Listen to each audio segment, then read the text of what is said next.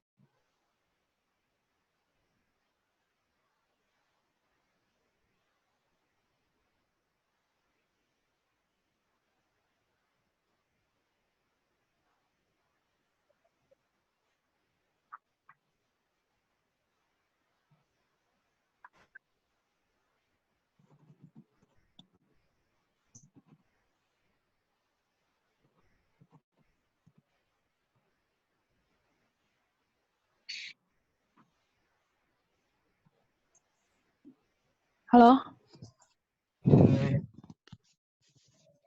Bismillahirrahmanirrahim. Assalamualaikum warahmatullahi wabarakatuh. Waalaikumsalam warahmatullahi wabarakatuh. Perkenalkan semuanya, nama saya Ardia Syafhana. Bisa dipanggil Hana. Pada hari ini saya akan menjadi moderator untuk webinar sesi How to Win Model United Nations yang speakernya akan diisi oleh Zul. Jadi karena berdasarkan jadwal itu webinar ini dimulai pada jam 10.15, maka saya akan melakukan sesi informal terlebih dahulu sebelum sesi formalnya pada jam 10 nanti. Jadi untuk komunikasi antara host atau moderator dengan partisipan bisa dilakukan melalui grup chat kita. Jadi buat partisipan semua, alangkah baiknya untuk aktif di grup chat kita. Salah satunya juga nanti pertanyaan-pertanyaan yang akan dijawab oleh Zul akan diambil dari grup chatnya.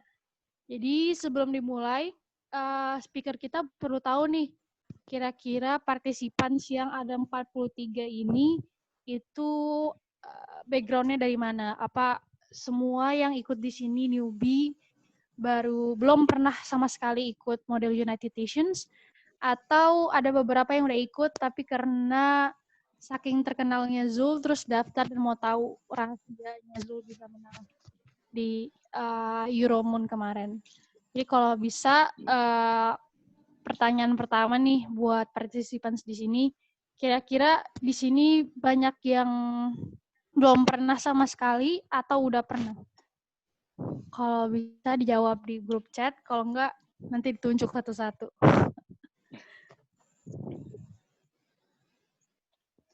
Belum pernah. Belum pernah. Udah pernah beberapa kali, Kak. Udah berapa kali nih? Yang udah berapa kali? Fanya Gerina. Belum pernah. Baru satu kali, Kak. Yang udah pernah kayaknya si Fanya Gerina ini tadi ya. Belum pernah. Krisal gak usah bohong, Krisal. Satu delegasi sama Hana kemarin kan, Krisal. Krisal nggak usah berisik, Krisal, diam aja Krisal.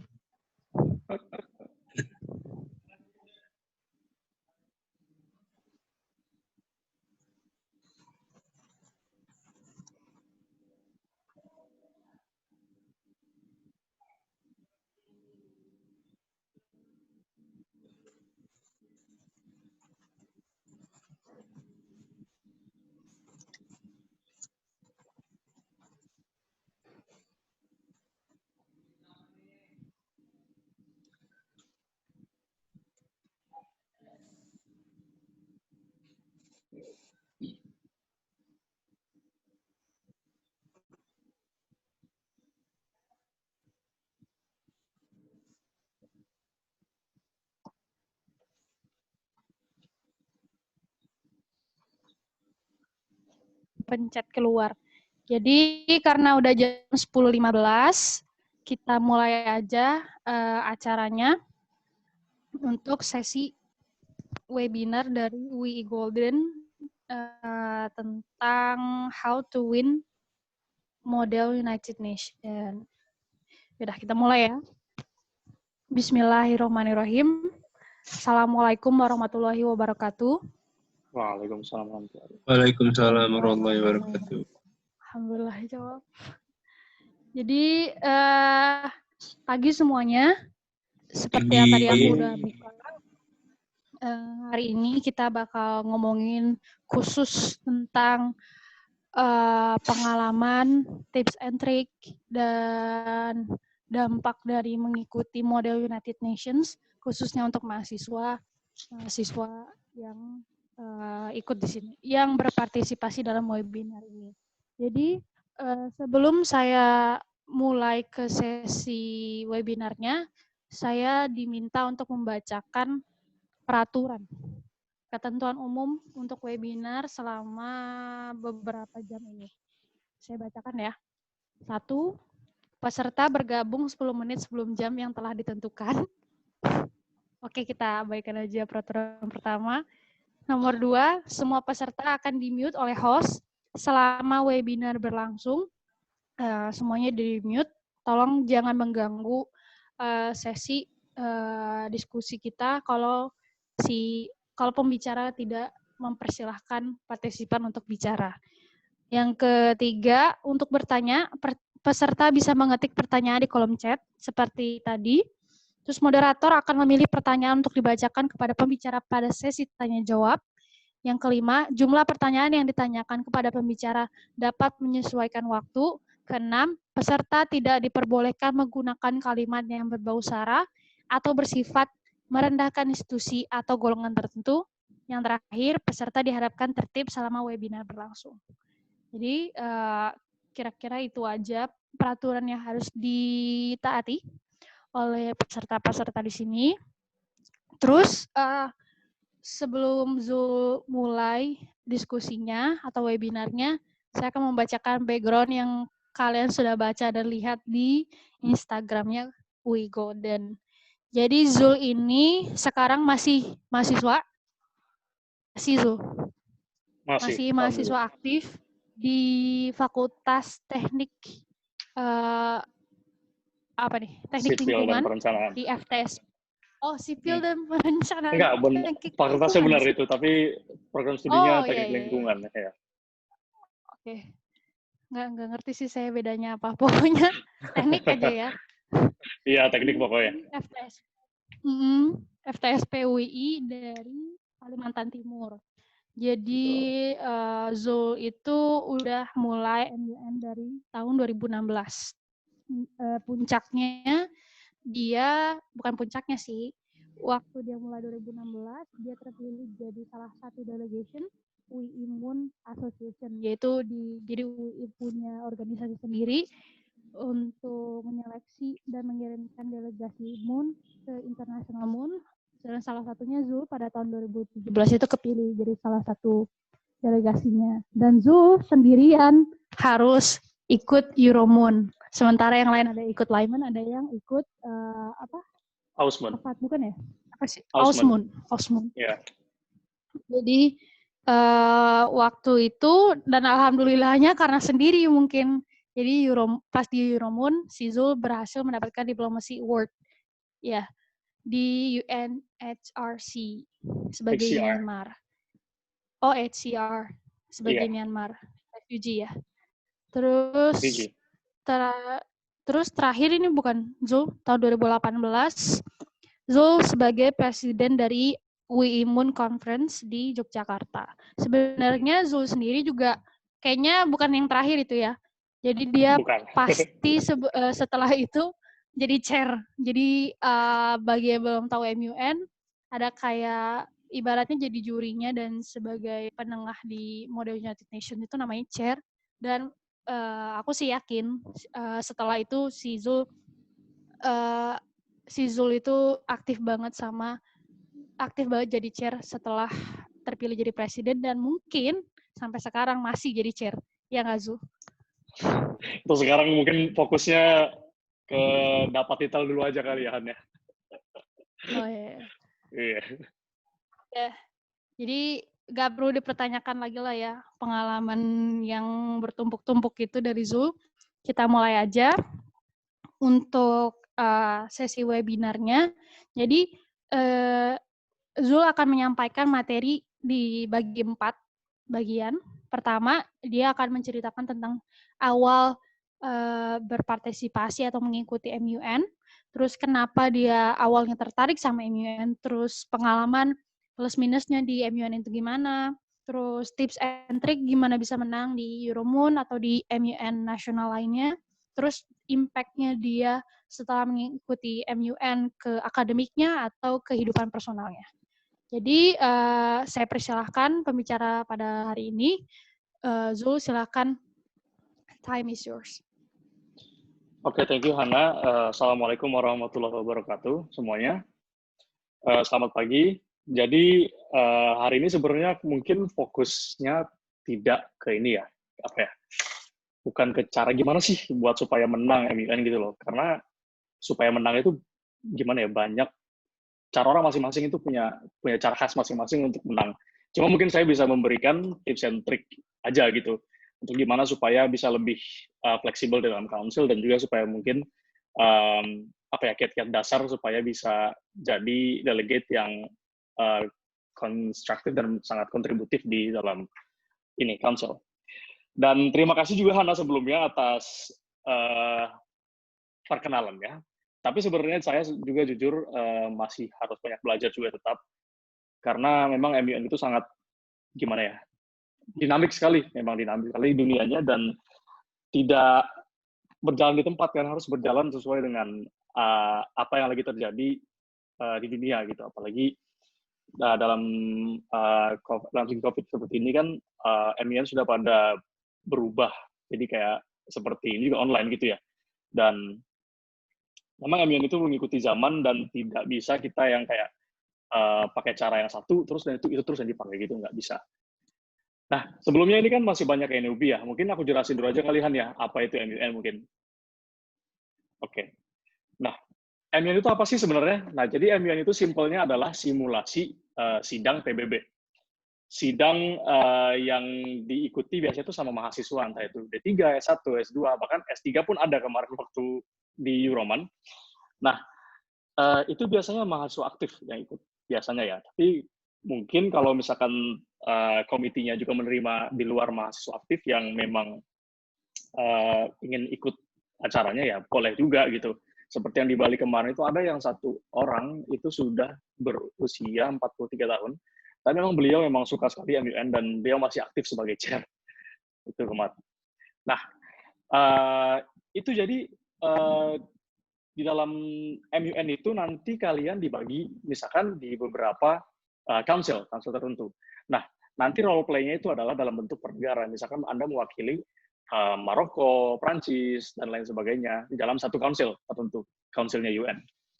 Nah, di dalam council itu nantinya akan dibahas sebuah topik spesifik tentang, misalkan kalau misalnya di UNHCR yang fokusnya refugee, pasti bahasannya nggak jauh-jauh tentang refugee. Kalau misalnya UNICEF yang tentang anak, ikan, dan lain-lain itu, ya dan seterusnya. Pokoknya menyesuaikan council-nya itu apa. Jadi setiap council itu pasti ada satu topik bahasan tertentu. Nah, di dalam council itu nantinya ada diskusi yang dipimpin oleh namanya chair, yang seperti disebut sama Hana tadi. Nah, chairperson tadi itu juga yang bertanggung jawab biasanya untuk membuat study guide dan lain sebagainya. Jadi memang mereka paham kemana sih alur ini mau dibawa, seperti itu. Dan juga kadang juga tergantung delegate juga mau dibawanya kemana. Dan cara mengarahkannya itu di akhir ada namanya KARMAS, question must answers, di dalam study guide. Nah, di situ biasanya adalah pertanyaan-pertanyaan yang mengarahkan delegasi untuk kemana sih harusnya dibawa bahasan di council tersebut. Nah, di dalam satu council itu, di Dewan Mimbar tadi yang chairs, itu isinya nggak cuma chair aja. Biasanya terdiri dari 3 orang. Dewan Mimbar itu ada yang namanya head chair, ada juga assistant chair, dan juga yang terakhir itu namanya rapporteur. Bertiga. Nah, kalau head chair dan chair sendiri biasanya berkoordinasi satu sama lain dan saling membantu, seperti itu. Dalam segi substantial matters, ataupun juga dalam segi pemimpinan sidang, dan timekeeping, dan lain sebagainya. Nah, kalau rapporteur itu tugasnya kebanyakan seperti hal-hal teknis yang kayak untuk submission PR atau submission presentasi dari blog seperti itu yang memang harus di present ke depan, dan itu biasanya rapporteur yang mengatur gitu. Pokoknya masalah-masalah teknis yang kayak roll calls dan lain-lain sebagainya, seperti itu. Nah, terus oh ya, nah mereka juga sekaligus juga jadi adjudicator, seperti di belakang tadi. Chairs juga menjadi adjudicators. Nah, kadang di dalam sebuah council itu juga ada yang namanya observer. Observer itu beda dengan delegates. Jadi kalau delegates itu memang mereka mendapatkan negara untuk menjadi untuk menyampaikan interest negaranya apa, stance-nya apa terhadap topik di dalam council itu sendiri. Nah, kalau observer, ada beberapa MUN yang memberikan negara untuk observers, karena memang mereka tidak sama sekali menyampaikan apapun gitu, memang mereka cuma duduk dan memantau di dalam di dalam council.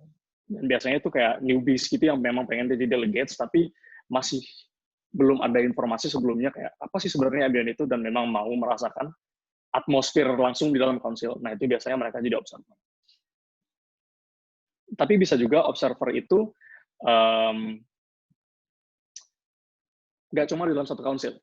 Maksudnya kayak memang satu observer itu tidak hanya di dalam satu council, dan berpindah-pindah ke council lain juga, mungkin untuk menambah informasi. Oh, ini mungkin di UNSC seperti ini stylenya, di UNICEF seperti ini stylenya, dan memang setiap council tuh punya ciri khasnya masing-masing. Apalagi UNSC crisis sama council-council yang lain itu memang beda sendiri gitu. Nah, bentuk sidang di dalam MUN itu yang pertama itu biasanya tuh ada roll call. Itu roll call itu namanya absen per negara. Kayak misal negaranya dipanggil Indonesia is present or present voting gitu. Jadi kalau present aja itu nanti di akhir dia punya hak, dia tidak punya hak untuk abstain. Punya hak untuk abstain, sorry. Kalau misalkan cuma present, nanti dia bilang present, dia punya hak untuk vote yes, no, atau abstain. Tapi kalau misalkan nanti satu negara, misalnya di roll call, ya negara ini present and voting. Negara itu tidak boleh abstain, harus either say yes or no. Nah, terus ada juga namanya GSL, General Speakers List. Ini aku jelasin sedikit karena emang ada nanti bahasan yang berkaitan di sini. Nah, jadi GSL itu sendiri memang speech yang umum biasanya, yang membahas masalah council, topik, atau suatu hal yang spesifik, yang nggak terlalu spesifik lah intinya, yang masih general untuk membuka speech di awal gitu. Nah, kemudian ada namanya motions. Motions itu ada yang moderated dan ada yang unmoderated. Nah, yang moderated itu biasanya dipimpin oleh Dewan Mimbar, oleh chairs. Yang waktunya speaking time-nya itu dibatasi, yang biasanya 1-2 menit, tergantung motions yang di-raise. Dan beda sama GSL. Kalau GSL, General Speakers List itu biasa cuma 1 menit 30 detik. Oke, nah kemudian ada namanya unmoderated caucus. Kalau unmoderated itu biasanya bebas kadang-kadang. Bisa sampai 30 menit, bisa sampai 45 menit, ada yang 5 menit aja gitu. Nah, apa sih bedanya moderated sama yang unmoderated? Kalau yang unmoderated itu dalam segi waktu juga udah pasti lebih panjang kebiasaannya ya. Dan juga di unmod itu bebas sekali. Delegates itu nggak ada yang membatasi delegates ngomong, dan delegates itu bebas untuk ngumpul sama bloksnya masing-masing. Jadi chairs benar-benar tidak ada intervensi dalam mereka menyampaikan argumen dan juga menyampaikan stances. Seperti itu. Nah, jadi sudah paham ya di sini moderated itu apa dan unmoderated itu apa.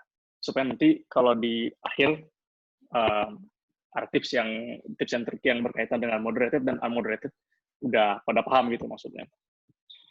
Nah, terus di akhir sebuah MUN itu nanti outputnya adalah sebuah draft resolutions. Draft resolutions itu adalah kayak satu dokumen yang isinya itu resolusi yang dibuat dari blok-blok negara-negara itu untuk menyelesaikan masalah yang dibahas di dalam council, untuk menyelesaikan topik itu sendiri. Itu biasanya isinya ada operative clauses sama preamble sama operative clauses. Seperti itu. Nah, kalau misalnya preambles itu biasanya lebih merefer kayak mengingat peraturan-peraturan yang terlebih dahulu dan resolusi yang sebelum-sebelumnya. Kalau operatif itu ya biasanya isinya adalah memang resolutions yang dibuat pada di dalam sidang itu sendiri dari negara-negara. Seperti itu. Mungkin kalau yang HI paham ya yang seperti ini ya. Oke. Oke, lanjut. Ini bagian yang kedua apa, Hana? Kita setelah perkenalan MUN. Langsung aja kayak pertama pada tahun 2016 ya. Kamu pertama kali ikut MUN. Iya. Itu apa sih yang menarik dari MUN sampai mau ikut? Oke. Baik, terima kasih, Hana. Nah, waktu tahun 2016 itu, aku memang masa-masa transisi dari SMA ke kuliahan, ya kan, masih mencari-cari apa sih organisasi emang yang cocok, yang taste-nya cocok di aku gitu loh. Kebetulan memang waktu SMA aku aktif ikut debat gitu. Dan waktu SMA kayak memang suka banget debat karena mengasah otak, karena harus mikir di tempat kadang-kadang gitu kan, apa sih rabbit holes yang harus kita buat untuk menjatuhkan lawan seperti itu. Nah, tapi di bangku kuliah ada juga sama debat, cuma nggak tahu kenapa aku mau mencari sesuatu yang berbeda gitu. Sampai suatu hari ada ini kakak tingkat itu memperkenalkan dengan yang namanya MUN. Pertama nggak tahu, oh MUN itu apa sih sebenarnya gitu kan. Browsing-browsing ternyata simulasi sidang PBB. Wah ini gimana sih? Yang di kepalaku itu adalah sidang yang betul-betul kayak gimana ya, yang memang bosan dan tidak ada kompetisi di dalamnya, emang nggak ada ya, intinya sidang memang sidang untuk berarti untuk membangun sesuatu gitu, jadi tidak ada sense of competition gitu kan. Ternyata setelah dikenalkan dengan MUN ternyata malah lebih jatuh cinta dengan MUN daripada debat sekarang jadinya. Karena di MUN itu sendiri memang ya isinya komplit lah, paket lengkap, ada diplomasinya, ada competition-nya ada banget juga, dan juga pengasahan substantial matter juga, dan banyak hal lagi yang ada di MUN. Nah, kemudian aku coba daftar di tahun 2016, aku lupa, 16 atau 17 itu. Daftar sebagai delegasi internasional waktu itu. Wah, sombong banget, padahal belum pernah sebelumnya MUN kan. Tapi soal-soal aja ikut daftar, ikut bootcamp gitu. Jadi benar-benar dilatih dari nol untuk ikut ini pengiriman delegasi internasional. Mungkin karena iming-iming, wah dikirim ke luar negeri nih, gitu lumayan gratisan gitu kan. Seperti itu. Jadi kayak memang ada dorongan dari situ emang. Dari pertama, meskipun cuma anak teknik yang mungkin nggak terlalu ngerti masalah politik dan isu-isu dunia gitu, tapi ya ikut aja kemarin. Dan alhamdulillah kemarin sampai di fase seleksi terakhir, itu aku kepilih. Akhirnya kepilih menjadi delegasi internasional WI untuk dikirim ke London International MUN, sama seperti anak kemarin. Tapi waktu itu ada 2 orang dari kami, harusnya kita berangkat berlima kemarin ke London International MUN, tapi 2 dari kami itu apes. Yang satu itu ada anak arsitek yang emang sudah alumni tahun 2014 beliau, emang. Dan akhirnya yang berangkat itu ada 3 orang. Maaf, di jalan. Oke, itu ada 3 orang. Yang pertama namanya Alif, itu mapres kita di UI. Terus yang kedua itu Isnila, dan yang ketiga namanya Leli, anak hukum juga. Isnila itu anak dari Fakultas Ekonomi. Dan saya dan yang alumni Tatimba nih, anak arsitek tahun 2014. Nah, kebetulan visa kami itu ketolak. Gitu. Ketolak pertama yang sekali, udah. Oke, kita ketolak, berapa orang ketolak itu visanya. Kemudian, apply lagi. Nah, pas apply lagi, yang 3 itu keterima. Si Alif, Isnila, sama Leli keterima. Dan saya dan Bahani itu ketolak lagi visanya, 2 kali ketolak dari UK. Akhirnya karena conference sudah bayar dan lain sebagainya itu sudah bayar semua, jadi kayak udah mulai putus asa, aduh gimana ini kan kayak bisa berangkat atau gimana, apa harus cari pengganti gitu kan. Nah, akhirnya saya mutar otak, gimana sih caranya biar tetap menjalani MUN meskipun tidak di London International gitu. Saya coba-coba mau membunuh diri, lari ke Euro International MUN. Coba-coba dan ternyata oke, masih dapat slot. Akhirnya saya daftar 1 di situ dan sudah bayar dan sebagainya itu sudah. Dan lanjut lagi di apply visa. Itu deg-degannya luar biasa karena masih dalam fase jerat visa ketolak gitu kan. Terus apply di visa Schengen via Netherlands, MC-nya Belanda itu. Alhamdulillah keterima. Wah, itu saya udah senang banget, akhirnya bisa berangkat ya. Tapi habis senang, timbullah galau lagi. Aduh, saya berangkat sendirian banget ini. Bener-bener nggak ada orang, nggak ada teman sama sekali. Akhirnya dari Indonesia saya berangkat pergi ke Belanda. Akhirnya menekatkan diri. Dan ternyata di sana banyak sekali anak-anak dari kampus Indo juga, tapi mereka berdelegasi-delegasi. Jadi saya cuma nyempil sebagai satu setitik Goryeo di antara Oreo Supreme di situ, karena saya sendirian banget, nggak ada sama sekali yang dari UII. Dan akhirnya saya udah mingle sama anak-anak dari UGM, UI, dan nanti juga dari Brawijaya kemarin ngirim, kalau nggak salah, 10 apa berapa gitu delegasinya, satu delegasi. Banyak pokoknya. Dan saya di situ sendiri dan kenalan sama teman-teman. Oh, dari mana? Dari UI. Saya dari UII. Oh, UI. UII, Mas. Karena emang nggak ada yang kira mungkin kan, oh ini kenapa lu UII sendirian gitu kan? Yang lainnya I-nya cuma satu masalahnya di sini. Dua. Dan ya berjuang di sana dan alhamdulillah dapat feedback yang baik dari konferensi tersebut. Dan memang di setiap kali saya jadi delegate ya, maksudnya delegating, bukan tidak naif, memang kalau misalkan award, siapa yang nggak mau award gitu kan, siapa yang nggak mau menang.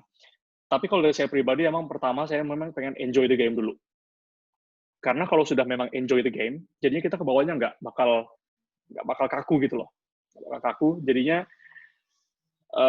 biarkan award-nya yang datang. Daripada kita harus ngejar-ngejar gitu loh maksudnya. Tapi tetap usaha. Maksudnya itu normatif sekali, tapi ya memang seperti itu mindset yang harus dipakai gitu loh. Memang nggak bisa, oh ya aku harus menang. Nanti malah kalau nggak menang sakit hati gitu. Mendingan mengalir seperti itu. Nah, ya kurang lebih seperti itu. Gimana saya bisa jatuh di dunia ini. Sampai akhirnya di Indonesia mulai coba-coba sharing, dan akhirnya candu. Dan baru berhenti kemarin, alhamdulillah berhenti di akhir tahun 2019. Sementara, mungkin vakum, tidak berhenti total. Seperti itu. Ana. Sebenarnya kan harus lanjut nih. Tapi aku sih ada pertanyaan pribadi nih. Soal background yang tadi disebut sama Zul, soal dulu SMA ikut debat. Kira-kira transisi dari ikut debat ke MUN itu seberapa besar impact-nya? Kayak aku aja dulu kan sebelum ikut MUN tuh nggak punya background apa-apa di soft skill-nya. Jadi kayak aku nggak pernah ikut debat, aku nggak pernah ikut kompetisi yang mengharuskan aku steady terus prepare kayak di MUN. Jadi kira-kira pasti ada dong kayak nilai plus kenapa nilai plus dulunya kamu ikut debat terus akhirnya terjun ke MUN, pasti ada dong yang bantu banget. Baik. Iya, jelas ada banget pasti. Memang di debat kan kita diasah sekali kemampuan public speaking-nya di situ. Dan memang sangat membantu sekali dengan gimana kita terbiasa untuk berpikir di tempat untuk men-tackle musuh kita gitu kan. Jadi di situ pun juga kita lumayan terbiasa untuk memutar otak seperti kayak di MUN juga. Gimana cara kita memanipulasi blok lain supaya sejalan dengan pikiran kita seperti itu. Dan juga ada minusnya juga sebenarnya kalau dari transisi debat ke MUN menurut saya pribadi ya, ini saya pribadi. Karena di mannernya debat itu beda sama mannernya MUN. Kalau mannernya debat itu kita seperti convincing dan memang ngomongnya keras gitu loh. Tapi kalau di dalam MUN kan nggak bisa. Kita emang harus diplomasinya harus dijalankan. Meskipun mengubah pola pikirnya orang lain, blok lain, tapi harus dengan cara yang smooth dan nggak memaksa seperti itu. Gimana caranya orang itu mengikuti kita tanpa kita harus memaksa seperti kalau di debat, ini tuh yang betul, ini yang salah, seperti itu. Jadi ya di situ sih. Kalau misalnya membantu sekali emang dari debat pakai KMUN dalam segi public speaking-nya dan dalam segi untuk memutar otak menurut saya sih dalam membangun blog.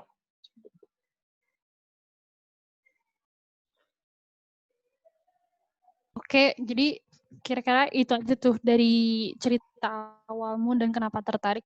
Kita langsung pindah ke topik yang kedua, soal pengalaman di MUN itu kira-kira khususnya sebagai delegates ya, kayak plus minusnya gimana. Kayak aku pernah, aku tuh suka banget bagian ini, aku suka banget bagian JSL, atau aku malas banget deh bikin resolution, pokoknya mau ngomong aja.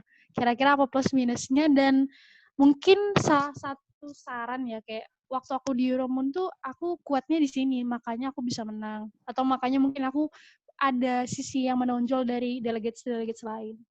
Kira-kira mungkin coba dibantu, Zul. Oke.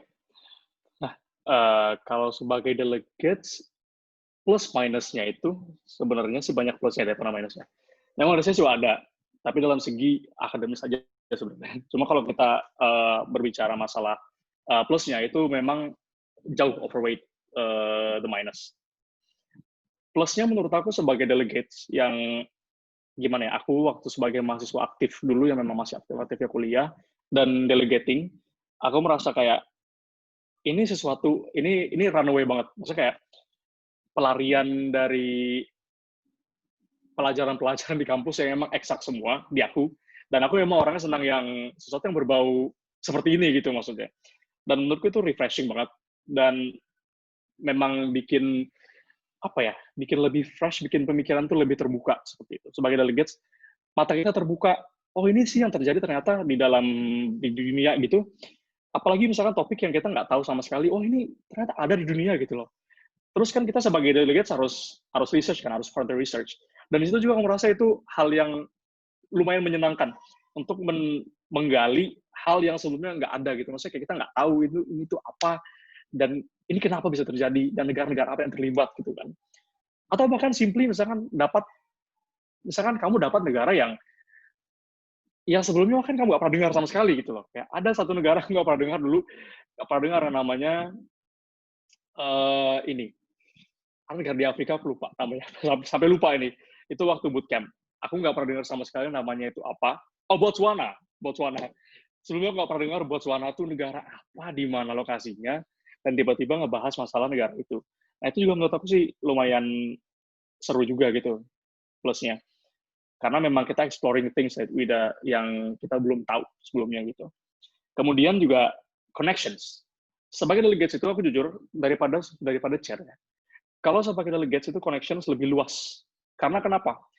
Chairs biasanya, chairs itu bergaulnya juga, meskipun dalam break time juga bergabungnya juga dengan chair-chair juga. Dan biasanya juga komite memang memisahkan antara yang tempatnya buat chairs sama buat delegates seperti itu. Dan otomatis lebih banyak delegates daripada chairs kan. Chairs hanya paling, ya per council itu kan 2, head chair sama assistant chair. Dikalikan berapa council? Misalkan ada 6 council lah, cuma 12.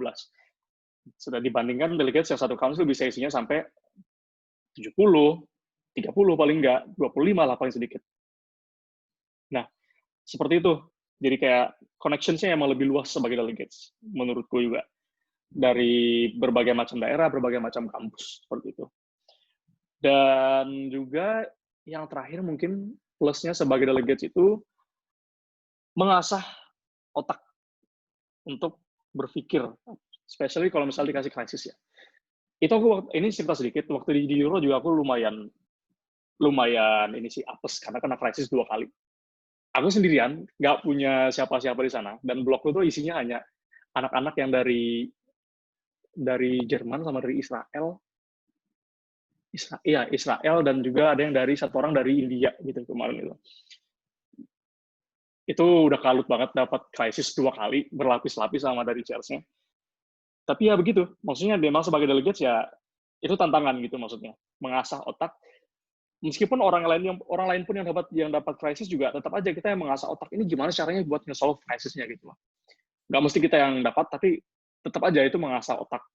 Ataupun nggak usah krisis deh, cara bikin resolution saja, ini gimana sih caranya untuk men-tackle isu yang ini, badan apa aja yang harus dilibatkan, terus instansi apa aja yang harus dilibatkan, dan siapa aja yang bertanggung jawab seperti itu. Ya hal seperti itu sih. Kalau minusnya, aku pribadi ya, karena memang aku sendiri itu ada dulu tuh kayak masih susah untuk mengatur waktu antara jam akademis dan juga non akademis dulu seperti itu. Jadi at times karena emang MUN itu time consuming dan money consuming banget, karena emang bayar, dan itu perginya itu juga nggak butuhnya lumayan ya. Ana tahu sendiri gimana rasanya kan, harus pergi ke MUN ini, bayar fee MUN yang ini itu. Seperti itu sih. Tapi minusnya kalau menurut aku sih cuma di time consuming sama money consuming. Tapi it's all worth it. Semuanya sepadan dengan apa yang kamu dapat dan apa yang kamu spending di situ. Dapatnya juga sesuai menurut aku sih. Seperti itu. ada ini sih, Zul, aku tuh penasaran banget kan. Kayak karakter kamu di dalam model United Nations tuh gimana? Kalau aku sih, aku tuh bukan orang yang suka banget speech. Jadi kayak aku speech, apalagi kalau di bagian unmoderated caucus. Jadi aku males banget kalau misalnya lagi chaos gitu, terus kayak harus mingle sama orang, terus kayak males aja, kayak ya udahlah aku mungkin spend time banyaknya di GSL sama motion yang moderated caucus. Habis itu baru aku fokus lagi ke bikin resolutions. Dan kira-kira karakter kamu sebagai delegates di MUN itu gimana? Kayak aku tuh malah lebih suruh tuh di UMC, malah lebih suruh tuh negosiasinya, atau malah lebih suruh di sininya. Kayak ya hal-hal yang menurut kamu sebagai delegates tuh aku tuh malah bagus di bagian sini. Gitu. Jadi kalau misalnya jadi kalau misalnya ada delegates yang setipe sama aku, mending kalian fokus ke sini. Terus yang bagian sini ya ikut aja tapi nggak usah terlalu kontribusi banyak kayak gitu-gitu deh. Oke. Ya, jadi memang kalau karakter delegasi itu macam-macam ya, Han ya. Memang ada yang nggak suka speech, ada yang senang banget speech mulu tapi nggak bisa drafting gitu kan. Aku tuh tipe delegates yang suka speech dan suka contribute di motions apapun itu. Entah itu moderated ataupun yang unmod. Meskipun satu topik yang, kalau misalnya topiknya terlalu ngambang dan aku nggak ngerti itu apa, aku nggak bakal ikut jadi speaker. Tapi kalau misalkan topiknya aku masih bisa untuk mikir untuk ngomong apa sih yang ada di sini supaya dapat notice gitu ya dari delegasi yang lain, aku pasti ngomong gitu. Dan aku juga tergolong delegasi yang suka riwah di unmod, di UMC. Jadi dalam UMC itu aku paling suka juga bukan ngerecokin ya. Jadi seperti kupu-kupu, kalau katanya delegasi angkatan aku tuh kayak kupu-kupu gitu. Kenapa kupu-kupu? Hinggap sana, hinggap sini. Misalnya aku blok sini nih, di blok A. Aku hinggap sana, hinggap sini, hinggap sana, hinggap sini. Tapi bukan untuk mencuri ideas, bukan. Jadi untuk melihat pola pikir mereka itu seperti apa sih? Apa sih misalnya poin-poin yang memang similar buat mereka? Dan menurutku pribadi, salah satu, bukan kekuatanku ya, mungkin bisa dibilang itu salah satu hal yang nggak buruk juga untuk dicontoh. Maksudnya kalau misalnya orang-orang kan biasanya takut ya moving to different blocks. Tapi tetap juga harus setia dengan satu blok ya. Aku seperti itu juga. Tetap setia dengan satu blok, tapi aku mingle juga ke blok lain itu juga ke mingle. Dalam artian kayak pengen tahu aja sebenarnya mereka ini bahasannya apa sih. Supaya nanti di akhir kita tahu sebelum merging apa sih poin-poin yang sama sebenarnya, kayak kamu juga ngebahas masalah ini, ngebahas masalah ini. Nah, poin kamu tuh yang ini bagus, dan poin aku juga yang ini juga sama, ada bagus juga. Kalau kita digabungkan, kita jadi powerful loh blok kita. Nah, hal-hal seperti itu loh. Jadi kayak untuk tahu pola pikirnya mereka, sama pola pikir kita dan disatukan, ya caranya seperti itu. Nggak bisa kalau misalkan kita menunggu blok leader kita aja gitu yang ke sana. Nah, malahan ya, Hana ya, ujung-ujungnya kalau misalkan kita yang seperti itu, meskipun kita yang bukan blok leader, ini pengalamanku pribadi, selalu orang-orang dari blok sebelah mikirnya kita adalah blok leader. Karena blok sebelah mikirnya kita sebagai blok leader, otomatis blok kita juga mengusung kita sebagai blok leader ujung-ujungnya, karena kita nge-merge-kan blok itu. Dan itu terjadi, seperti hal-hal seperti itu. Begitu. Nah, jadi ya gitu, aku tipe yang memang senang berkontribusi di motions, apapun itu motionsnya, dan juga senang berbaur di dalam UMC. Nah, tapi dalam segi drafting aku benar-benar biasanya dibantu sama delegates lain. Karena kalau misalnya nggak dibantu, aku emang orangnya trader banget ya. Kalau misalnya masalah drafting, writing, hal-hal seperti itu. Karena emang orangnya kurang suka hal-hal yang kaku, formal seperti itu gitu kan. Pasti kalau misalkan itu drafting, nggak usah drafting deh. Misalkan aku yang kena krisis nih. Kadang delegates lain juga bantu gitu. Buat nge-resolve draft krisisnya itu seperti apa.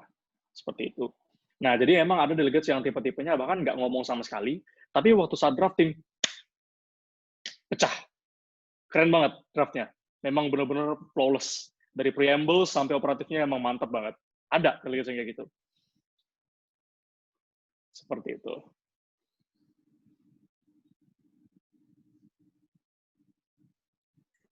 Karena kita udah masuk ke hal-hal teknik, kenapa nggak sekalian aja kamu bantuin Zul soal tips and trick nih buat secara general aja, kayak apalagi newbie nih, kayaknya kan pada semua belum ikut nih, kayak newbie jangan ambis dulu, jangan marah-marah dulu di awal, cari perhatian dulu, atau mungkin kalau newbie harusnya dapat perhatian di JSL pertama, kira-kira kayak gitu-gitu deh, tips and trick-nya yang kamu udah dapet.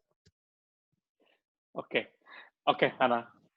Kayaknya kita ada satu view yang sejalan di situ yang masalah JSL tadi. Cuma kita nanti ngarah ke sana lagi. Oke. Jadi pertama sebelum ngebahas tips and triknya, mungkin basic skills-nya aja dulu kali ya. Apa aja sih yang dibutuhkan buat ikut model United Nations itu sebenarnya? Skill yang pertama itu yang dibutuhkan yang pasti adalah fluent formal English. Jadi di sini bukan kayak cuma fluent English, banyak yang fluent English tapi nggak formal. Maksudnya dalam artian manners, dictions dan lain sebagainya itu nggak formal. Jadi fluent formal English is a must. Itu adalah requirements yang pertama. Aksen apapun itu, mau aksen Jawa, mau aksen Amerika, mau aksen India, yang penting dia formal. Seperti itu. Nah, kemudian yang kedua, percaya diri. Kenapa percaya diri? Yang nomor 2 gitu. Karena menurutku, kalaupun kita punya kemampuan, yang pertama itu bekal pertama adalah fluent formal English tadi. Tapi nggak pede. Itu menurut aku juga susah. Jadi yang penting nomor 2 adalah percaya diri. Itu penting nomor 2. Selain nomor 1 yang fluent formal English tadi. Kemudian yang ketiga adalah research. Research tadi itu ya masalah council-nya misalkan council apa nih, mandatnya apa aja, batasan-batasannya apa aja, bahasannya apa aja yang dibatasi. Supaya kita tahu batasan-batasan bahasan kita di topik itu apa aja. Kemudian research masalah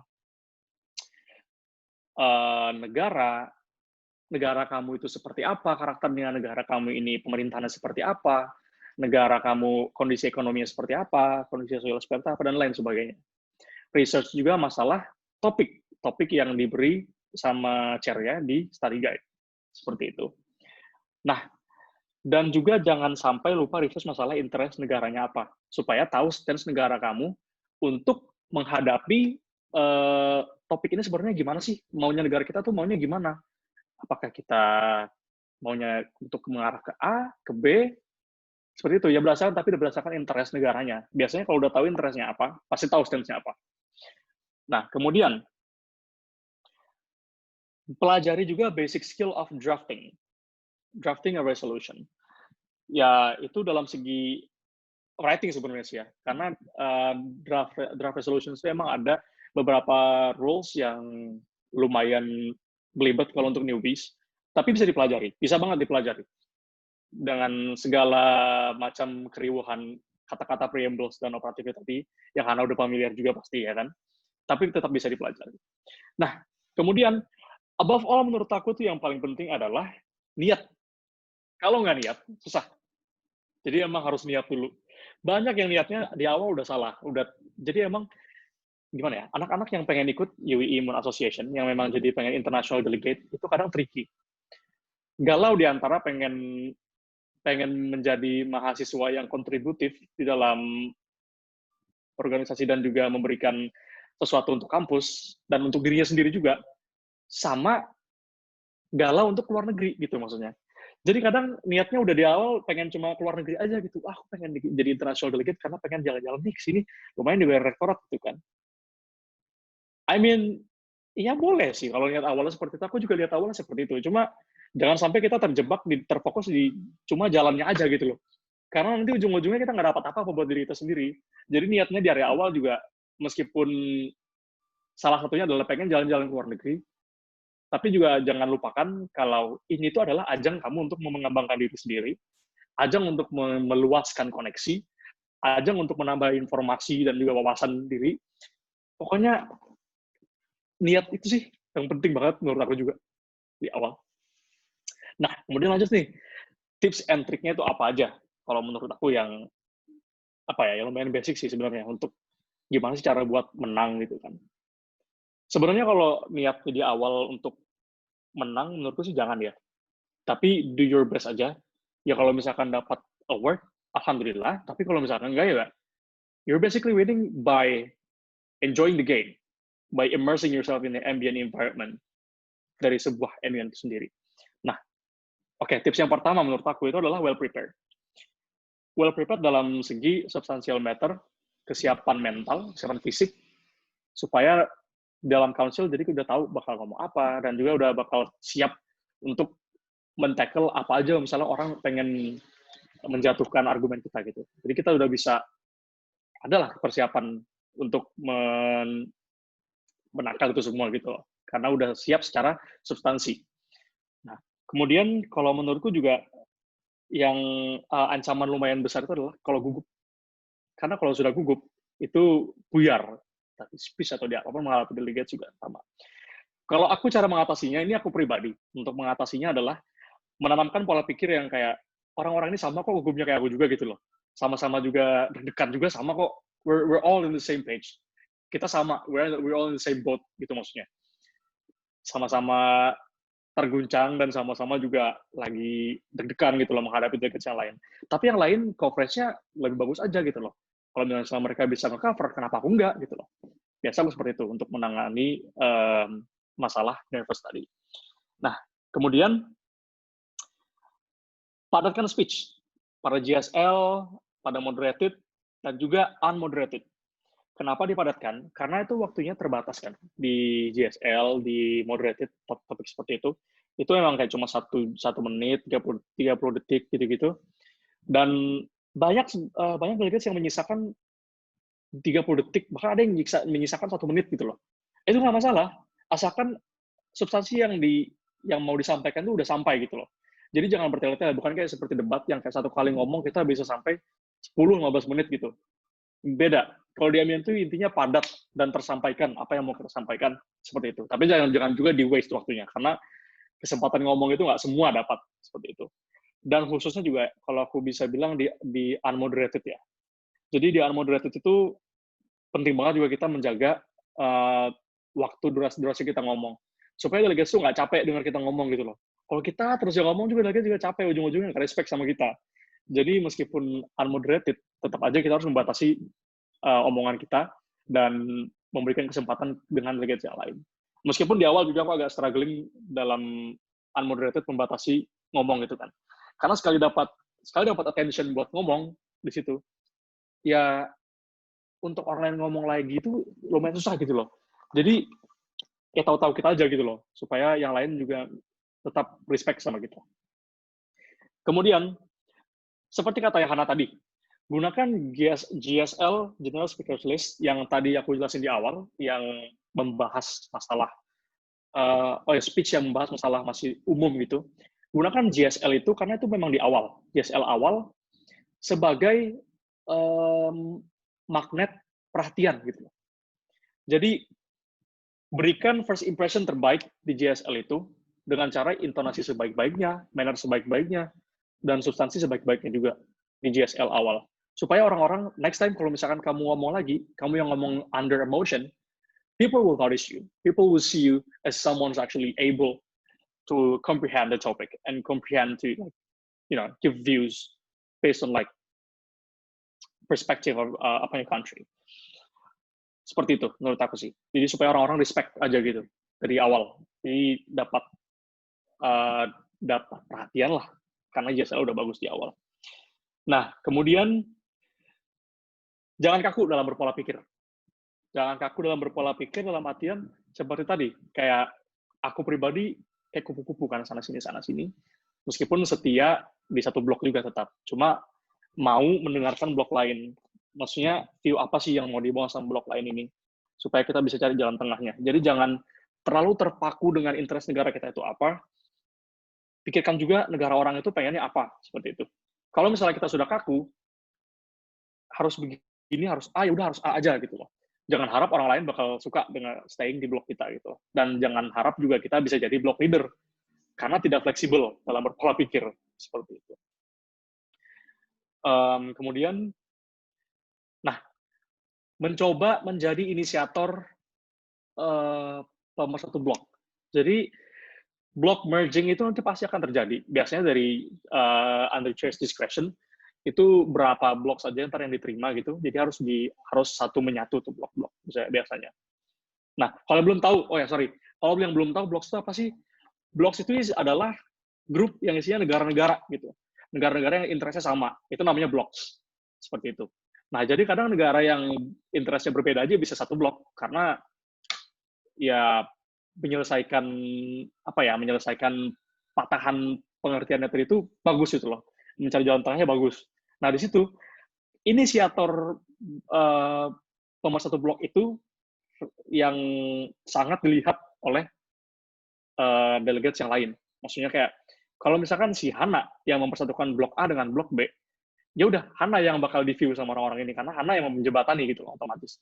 Seperti itu. Jadi itu salah satu tips and trick yang sangat jitu lah untuk memenangkan MUN gitu maksudnya. Nah, kemudian gunakan convincing gestures and dictions, manners like that, dalam menyampaikan argumen dan juga dalam block merging misalkan kayak gitu.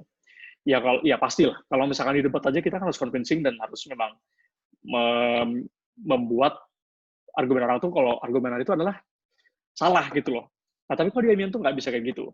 Jadi tetap harus dibuat sediplomatik mungkin dan juga gunakan gestures dan manner yang memang meyakinkan gitu loh. Kalau kita selengean gitu-gitu, orang-orang tuh first impression-nya udah kayak no, I'm not gonna listen to this guy. Kalau misalkan dari awal memang sudah berwibawa dan bagus cara pembawaannya di council, ya orang-orang bakal memperhatikan insya Allah. Nah, kemudian listen and acknowledge other delegates. Dalam artian, misalkan delegates lain tuh ngomong, delegates lain misalkan dalam speakers list, anggaplah kamu adalah last speaker, pembicara terakhir. Dan sebelum kamu ngomong, itu ada 9 delegates lain yang ngomong sebelumnya. Catat itu poin-poin yang penting menurut kamu, poin-poin yang menarik, dan yang memang atau yang bagus, dan acknowledge di speech kamu. Oke, saya setuju dengan ini, sebut negaranya apa, ya nggak masalah. Itu menimbulkan rasa kayak, wah, delegates ini berarti mendengarkan gitu. Maksudnya, delegates lain pun juga suka karena merasa, oh dihargai gitu kan. Poin saya di point out sama delegates ini, artinya memang dia mendengarkan dan dia paham. Gitu. Jadi listen and acknowledge other delegates. Itu penting juga. Kemudian, bukan yang terakhir kali ya, ini ya, yang pasti banget, itu partisipasi di setiap mosi apapun itu. Mau itu mosinya formal ataupun informal, mau itu yang moderated atau yang unmoderated, tetap harus berpartisipasi. Apapun motions-nya. Seperti itu, menurut aku sih. Nih, sebelum kita ke topik terakhir tentang dampaknya, sebenarnya tadi udah dibahas ya, plus minusnya. Itu tuh ada hal yang menarik banget buat aku soal padatkan speech di GSL.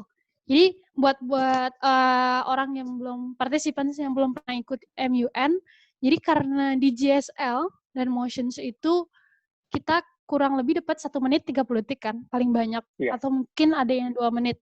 Dan problem aku, karena pengalaman aku sangat sedikit, aku kadang kelewatan. Kayak, pokoknya ini poin harus nyampe semua. Nggak mau tahu. Kadang sampai udah dipukulin gitu kan, sama chatnya, udah berhenti. Nggak bisa. Tapi ini harus disampaikan, nggak mau tahu. Nah, jadi kayak, poin, gimana ya, coba lebih di-elaborate lagi, gimana sih yang namanya speech itu harus padat. Karena kan sebenarnya kadang motions, misalnya nih, buat partisipan yang nggak tahu, kadang kan kita misalnya isu di dalam council itu misalnya ngomongin tentang Myanmar yang jadi refugee. Dan kadang-kadang kan motion 1 sama motion 2, itu tuh kadang motion 1 tentang Myanmar itu dampak kesehatan dari refugee-nya Myanmar itu gimana? Misalnya si refugee ini kesehatannya turun, mungkin ada yang sakit keras sampai mati gara-gara harus refuge. Nah, itu tuh kan kadang cuma sekali doang. Dan kalau misalnya aku sebagai Myanmar nggak nyampein itu, mungkin nggak dapet interestnya dong, kenapa aku harus diomongin nanti gitu loh, maksudku. Apa sebenarnya definisi dari padatnya speech itu? Kayak mungkin speech-nya nggak boleh lebih dari 1 paragraf, atau speech itu yang penting poin-poinnya coba kasih tahu aja sama partisipansnya. Kalau misalnya aku pribadi melihat speech yang padat itu bukan dari durasi gitu loh. Jadi dalam segi substansi isinya itu apa gitu loh. Meskipun dia speech-nya 1 menit 30 detik itu habis semua dipakai sama dia, tapi substansinya itu dapat gitu loh. Semua itu dapat, yang mau dia sampaikan tuh semua di situ tersampaikan. Nggak terlalu banyak kalimat pembuka seperti kayak, ladies and gentlemen, kita hidup di dunia ini saling berdampingan, harus saling tolong menolong untuk for a better world, kayak gitu-gitu. Itu kan banyak banget ya delegates yang suka kayak gitu ya. Maksudnya kata-kata pembuka yang kayak gitu tuh memang diminimalisir aja. Kalau emang poinnya banyak, ya udah sampaikan. Misalnya pembukanya apa? Misalnya ngebahas masalah refugee-nya Myanmar. Oke, kami memang negara yang ladies and gentlemen, kami memang negara yang memang tergolong masih struggling dalam menghadapi refugee. Tapi dalam segi hal ini, kami mempunyai beberapa alasan mengapa kami struggling nih menghadapi refugee ini sendiri. Karena kenapa? Sebutkan langsung A, B, C, D-nya langsung aja. Jadi nggak perlu kayak langsung pada tahun sekian, pada tahun ini. Menurut aku sih nggak usah yang kayak terlalu historical gitu ya, memberi background apa segala macam gitu-gitu. Karena banyak banget delegates yang pengen menyampaikan suatu isu, suatu masalah, satu poin, disampaikan dulu tuh di pertama tuh, background-nya kenapa ini bisa terjadi. Nggak apa-apa, nggak usah terlalu detail disampaikannya gitu loh. Jadi, kalau aku pribadi menyampaikan GSL itu, nggak GSL aja ya, maksudnya kayak ke sebuah topik itu, view negaraku aja apa gitu loh. Kalau misalnya emang ada sesuatu yang salah, aku langsung point out aja itu adalah apa gitu loh maksudnya. Tetap harus menyambut pertama ya membuka dulu kan dengan menyambut chairs dan other delegates juga tetap. Tapi langsung aja ke poinnya apa gitu loh. Nggak masalah menurut aku. Jadi mungkin aku kurang tahu kalau misalnya delegates yang lain seperti apa, yang memang sering kehabisan waktu kayak, help, like this point is not being delivered yet. Tapi mungkin menurut aku sih ya, di beberapa poinnya itu bisa dicop-cop aja. Kalau memang ini terlalu banyak dalam 1 menit 30 detik, itu dibagi aja. Yang ini dulu aja yang penting, pembuka dulu aja. Nanti seiring berjalannya konsil, yang lain ini bakal aku sampaikan lagi. Seperti itu. Itu kalau terlalu banyak. Itu kalau misalnya dipadatin masih aja nggak cukup itu, ya udah kurangin lagi sedikit. Yang penting-penting yang pembukanya dulu aja. Tergantung dengan motion yang dibahas dan juga udah sampai mana bahasan gitu loh. Kan kalau misalkan masih ngebahas masalah kayak gimana kondisi refugee, tiba-tiba kita ngebahas masalah teknis kita menangani refugee gitu loh di awal. Itu udah kelewatan menurut aku sih. Maksudnya udah terlalu, bisa nanti lah dibahas itu kan. Karena konsul masih jalan lama. Jadi bisa ditinggal ke yang agak belakang dulu, sedikit-sedikit. Misalkan ya, kalau ngebahas masalah refugee. Nah, seperti itu. Kalau kebanyakan aku lihat memang delegates itu, selama aku ngejar ya, kebanyakan delegates itu either one, terlalu panjang menjelaskan masalah background issues-nya apa. Negara kami adalah negara dengan ini. Negara kami penghasilan sekian, gini-gini. Kondisi ekonominya. Itu tidak perlu menurut aku gitu loh. Langsung aja. Atau, poinnya semua tuh mapat banget, tapi kekencengan. Maksudnya kayak terlalu laju, terlalu ngebut gitu maksudnya. Kita belum membahas masalah teknis, dia udah menyampaikan negara kami tuh seperti ini, gini. Bahkan ada yang menurut aku sih lumayan ambis banget. Dari awal udah ngomong, gimana ya, baru GSL pertama, ya negara kami menawarkan resolusi ada namanya nah. Itu biasa disingkat tuh kan. Entah apel, apa gitu kan. Pokoknya disingkat-singkat tuh. Udah singkatan-singkatan aneh itu banyak muncul. Kayak gitu. Nah, itu menurut aku sih terlalu cepat gitu loh kalau disampaikan di awal. Maksudnya GSL ataupun speech apapun yang padat itu sesuaikan dengan motions-nya apa. Jangan terlalu jauh gitu bahasannya. Udah itu aja. Jangan takut under time. Karena under time itu menurutku sih sebagai gecer ya. Under time itu adalah di saat ini misalnya waktunya tuh masih banyak nih. Terus dia masih gantung ngomongnya, nggak di wrap up gitu loh. Jadi meskipun itu waktunya habis, tapi itu tetap masih gantung, menurutku juga kayak masih ada yang kurang gitu. Maksudnya apa ini ada yang losing gitu loh. Tapi meskipun dia waktunya di bawah waktu satu misalkan di bawah 2 menit gitu kan, dia speech-nya cuma 1 menit doang.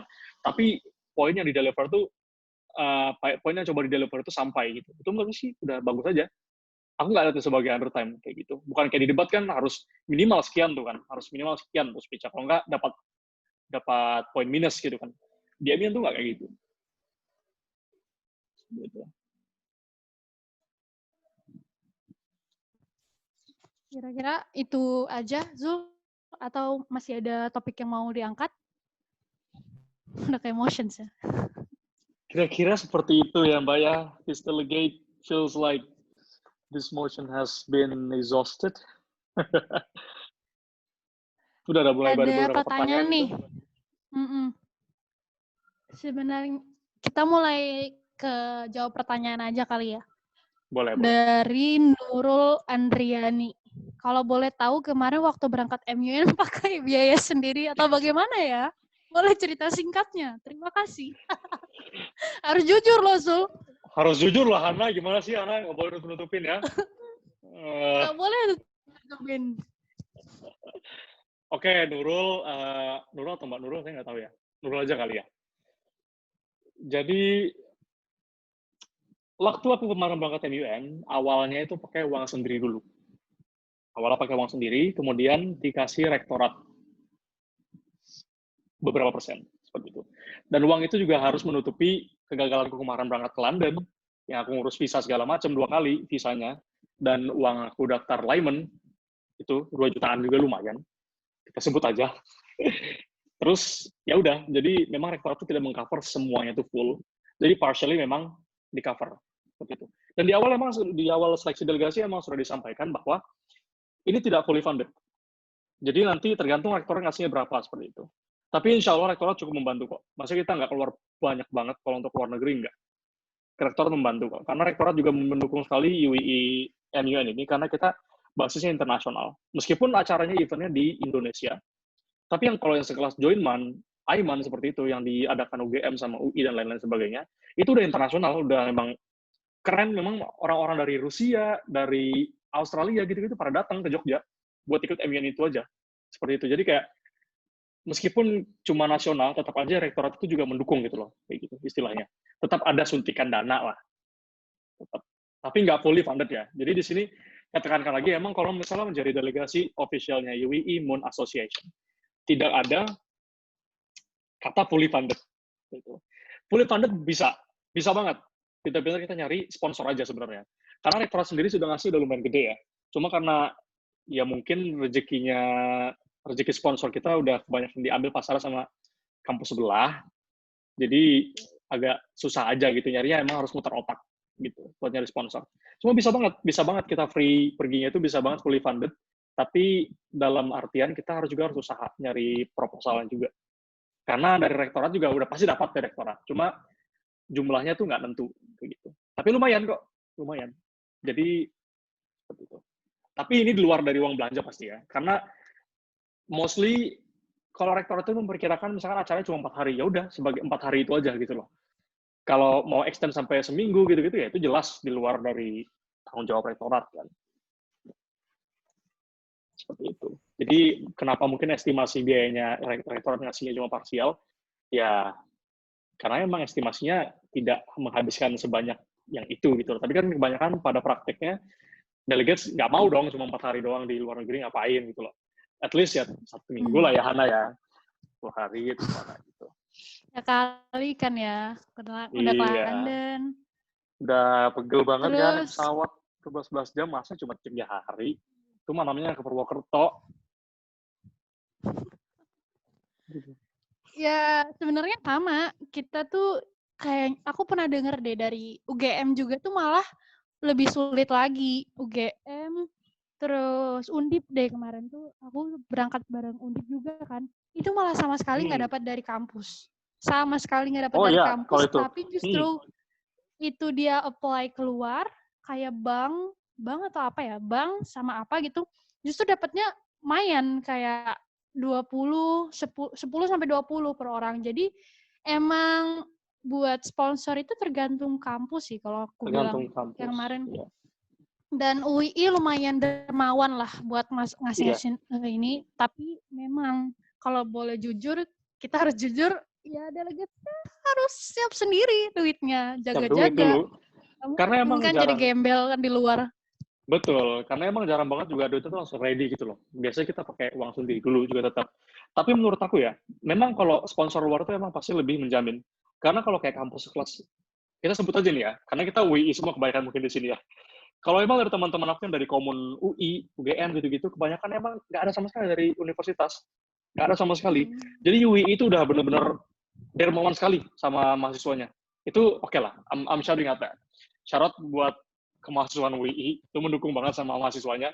Emang luar biasa, kita dibiayai banget. Mungkin karena pengaruh juga, anak-anak UI kalau nyari sponsor juga kayaknya udah kemakan pasarnya sama yang kampus yang gede juga yang ada di Jogja gitu loh. Mungkin itu sih juga salah satunya. Dan bahkan juga teman-teman aku yang dari UI juga ada yang tembusnya sampai 50 juta yang pergi ke Harvard.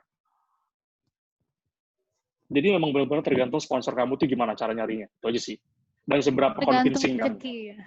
Tergantung rezeki. Gitu. Terus nih ada 2 pertanyaan yang aku jadiin satu dari Kia Edgina sama dari Rana Aulia. Sama-sama nanyain sebenarnya soal asosiasi UI Imun. Jadi ada beberapa yang mungkin sadar, notice gimana Instagramnya nggak aktif selama setahun kebelakangan, dan kemungkinan Zul tahu ada possibility UI Imun bakal ngirim delegates lagi di International MUN atau enggak. Jadi mungkin ini anak-anak baru yang mau coba jadi delegates kayak Zul dan kawan-kawan, tapi nggak dapet info apa-apa. Kira-kira ada nggak kemungkinan UI ngirim delegates lagi? Dan Kalau, mungkin bisa kasih tahu proses kamu daftar kemarin tuh gimana secara details gitu. Oke, buat teman-teman yang nanya, kalau misalkan ditanya bakal ngirim apa enggak, aku kurang tahu ya, karena aku sendiri juga udah nggak terkait dengan association lagi. Aku udah menjadi demis sejak tahun 2018 gitu. Jadi emang udah nggak ikut dari UI Imun Association lagi. Jadi angkatannya Hana sendiri aja aku udah nggak tahu gitu, udah nggak tahu menahu masalah lainnya gimana. Dan kalau ngirim apa enggak, kayaknya aku kurang tahu ya. Tapi kalau misalnya bakal ngirim lagi, kayaknya insya Allah sih pasti bakal ada. Mungkin tunggu pembaharuan organisasi dulu, karena ini kan di tengah pandemi ya, jadi kayak mungkin kesulitan juga untuk mengirimkan delegasi internasional kali. Mungkin juga bakal ke-skip tahun depan, karena persiapannya itu nggak gampang. Jadi memang ini aku kasih tahu juga dulu ya, kenapa aku bilang nggak gampang. Karena aku ngerasain sebagai BOA dulu itu gimana, riuh-riuhnya seleksi delegasi, kita juga masih ada proker dan lain sebagainya. Delegasi itu aja kita seleksinya ada namanya, pertama itu seleksi berkas, kemudian seleksi wawancara, kemudian kita kasih bootcamp. Misalkan tuh kalau di angkatan aku itu ada 40 orang yang di bootcamp. Jadi bootcamp itu benar-benar selama 1 bulan. Itu seminggu sekali, bisa seminggu 2 kali juga. Benar-benar dilatih. Apa sih MUN itu? Benar-benar dari nol banget diajarin. Gimana caranya A, gimana caranya B, benar-benar dari nol sampai bisa drafting. Seperti itu. Sampai nanti di bootcamp akhir itu ada simulasi besar, simulasi akhir. Benar-benar kita MUN yang benar-benar orang-orang pakai suit and tie, benar-benar pakai formal attires yang memang menjadi tahap terakhir di seleksi tadi. Nah, nanti dikecilkan lagi siapa aja yang mau dikirim kemana, seperti itu. Nah, kalau misalkan bakal buka apa enggak tahun depan, aku kurang tahu. Mungkin bisa ditanyakan nanti ke pengurus ke depannya lagi. Kalau memang nanti belum ada respon dari sosial media, dari admin sosial medianya, mungkin memang sementara mungkin lagi vakum, atau gimana sih kurang tahu juga. Karena memang pembaharuan kepengurusan tuh nggak gampang gitu loh. Jadi di UI Imun Association. Cuma itu insya Allah nggak akan mati. Pasti ada nanti ngirim lagi. Dan stay tune aja, di-follow aja UI Imun Association-nya. Oh ya, aku dapat info nih dari salah satu pengurus, katanya UI MUN itu udah di-merge sama UI Golden. Jadi karena pengurus UI MUN yang udah nggak ada, jadi pengurus UI Golden itu pengurus UI MUN juga.